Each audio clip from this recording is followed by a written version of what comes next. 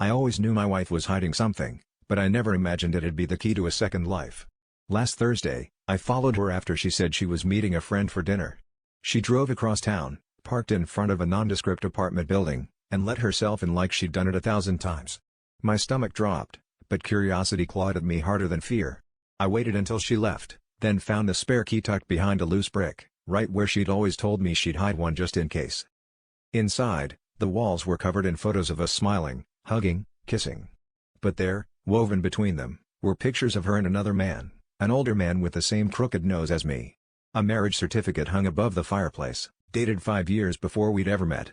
I stared at it until my eyes blurred, trying to make sense of the years, the timelines, the lies. When she called my phone, I answered with her name caught in my throat.